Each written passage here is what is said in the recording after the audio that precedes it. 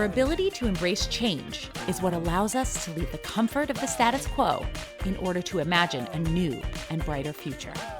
So what does it take to be a changemaker? Who better to answer that question than bold business leader Beth Comstock, former vice chair of GE and the author of the new book, Imagine It Forward: Courage, Creativity, and the Power of Change. You've navigated a ton of change in your career, whether it was going from CBS to NBC, from NBC to GE. Talk to me about how you got comfortable with change. I think I really had to trust my gut. You just have to trust that voice that says, okay, leaving CBS, where it was like this top-rated network, and going to NBC, the number 3 network, it's not career suicide like everybody was saying. There's something here you want to do. And what did I want to do? I want to be part of a rebirth. I think in change, know what you're good at, lead with that, and know it will be okay, even the things you don't control. And you've experienced change, especially early in your life, in your personal life too. Talk to me a little bit about that. It was early in my 20s. I had a beautiful baby. I was married to this, lovely man, and I wasn't happy. And we got divorced, and I willingly chose this life as a single mother. And so it just gave me confidence because I had no choice. Here I was, mother, little girl. I had to make it work. And so I think that stuck with me, that you can do this, right? You can do this. If you think about, you're leaving a marriage and moving to New York by yourself with a baby. You're leaving a top-notch media company for another that was ranked number 3, and people thought you were nuts.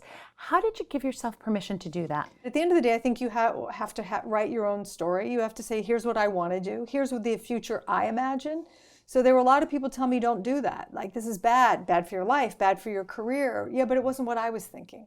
One of the things I've gravitated to, I did this a lot in work, and it's so simple, but literally I would write permission slips and I would give them to people. I'd say, here, I kept them on my desk. Here's a permission slip. Here, Carrie, I can tell you're afraid. Just give yourself permission. Just literally that small device of, I give myself permission to do this. It's just empowering. Sometimes when we're looking at a change and we imagine what could be, we immediately go to worst case scenario. Gosh, we so do. Always. You're so right. Yeah. So how do we keep from imagining the worst and really focus on imagining the best? Well, I think you have to do both. And I'm the world's biggest worrier. I will challenge anyone to a worry contest, and I bet I win. And in some ways, that's become my strength. And I think that's why I entered into the field I am in marketing and being about change. I've had to swing the other way to what you're saying, to also say, well, it can't possibly be that bad. And now imagine if it's really great. And what does that look like? And that, for me, was all wound up in confidence, too. It was somewhat easier to imagine the worst case. And if you're not careful, it derails you. So you do have to say, yeah, but what if this really works out? What if it's great? What if I do a really great job? What if this happens and that happens? So I think you have to equally get that brain to not just overthink the bad, but as well think about the positive things. So for a woman who's thinking about making a change, whether it's in her career or in her life, what are the real questions she should be asking herself?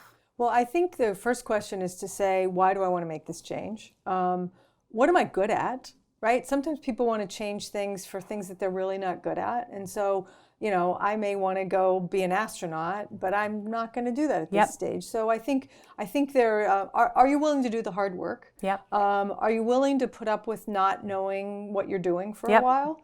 All these things are going to happen. And so if you immediately think, I'm going to make change and it's going to be better, it's not. Right. And so I think setting those expectations of yourself. Last thing I'd say is get advice from people when you're making that decision, but don't get too much advice. At the end of the day, you got to know your own voice. I found that too. Right. Because you can only have, everybody will have a different opinion, and really the opinion that matters is your own. Yours. I think also for many of us, we have this vision of something we have to do, see, be part of, and you can't rest until you act on that. Yes. To me, that's what I'm talking about.